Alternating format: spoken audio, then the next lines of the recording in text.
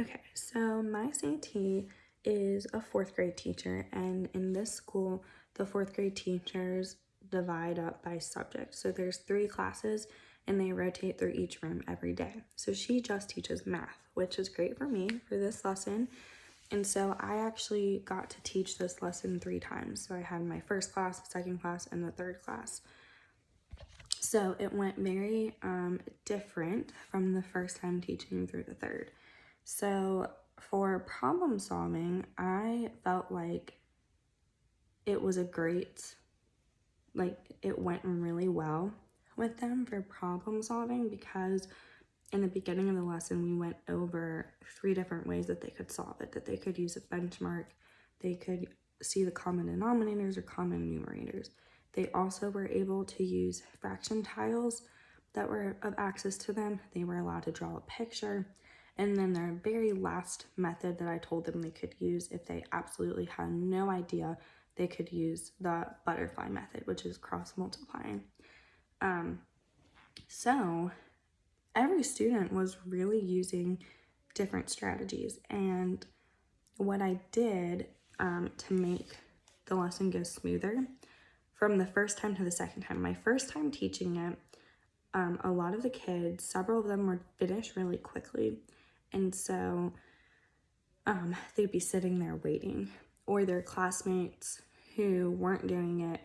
My CT didn't want them to feel like, oh, this is a lesson I can just sit by and not do anything. So from the first lesson to the second lesson, I ended up saying a rule that before we measured out the food and added to the trail mix, every single student had to have solved the problem. And so for the students who were waiting, we told them to solve it in every single way that it's possible to solve it. And so that ended up turning into me having students check their work using the cross multiply method. So they would do it the way we wanted them to and then check it. For reasoning and proof, again, I think my first time teaching it with my first group, we were definitely doing that as they were showing their work and doing it on the whiteboard. But my second time teaching the lesson and the third time, I think we really had the reasoning and proof part, because the second time I taught it, I not only had the students share their answer, I had, before they explained to me how they did it, I had the class look at their work and say what they did. So if a kid went to the front and showed his work, the class would be like, oh, he drew a picture and used a benchmark to solve his answer. And then I'd have the kid explain his thinking. So it was almost like they were working together. So like their classmates were justifying other classmates' work. And then for communication, I did this as a whole group lesson. And one thing that my CT said that she was really happy about is, again, my second lesson definitely went the best. That within my first and second time, she kept note, and every single student had raised their hand and said something and answered and contributed. So I was really excited about that. They were writing their work down. Every single student had a whiteboard, and that's where they were writing their work at. Back to like the reasoning and the proof. Actually, I'll save that for the last one. But there was definitely a lot of communication. It definitely was not quiet, because while they were working, a lot of them were working together as well. And then they got to come up and actually pour the pretzels and all that stuff. So for connections, I felt like at first they weren't quite getting it a ton when I was talking about how measuring cups are the same as fractions, because it's like 1/4 a cup, you're talking in cup forms versus like fractions. So I was trying to compare it to how like a ruler is also a way that you can use fractions in real life when they measure something, that they can measure like 1/2 inch, 1/4 an inch. So I was really trying in the beginning of my lesson, and you can see this in the PowerPoint, trying to show them fractions around us in the real world and how they might actually have to use fractions one day. And so this kind of took them a couple minutes to get. My first group didn't quite get this, but my second and third group definitely did. But in my slides, I had them, there was like a measuring cup divided up in a picture form. And so I would tell them, do you see that the cups sizes are getting smaller? So we have 1 cup. What do you think this one is? And they would say half a cup because it was half of the first one. And we went through that.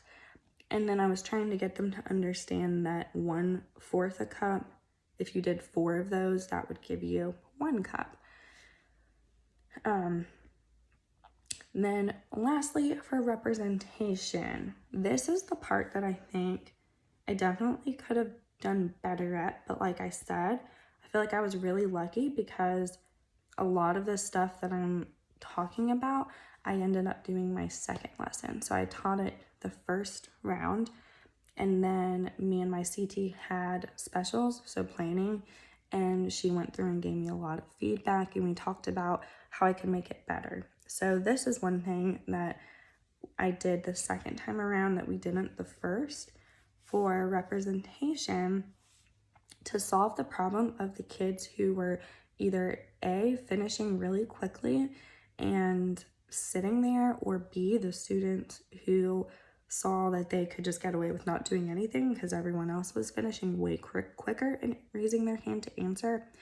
That's when I decided to put on the board. I said, for each question, you have to at least have one way on your board of how you solved it. But if you finish and we're still waiting on classmates, you need to make your board look like mine.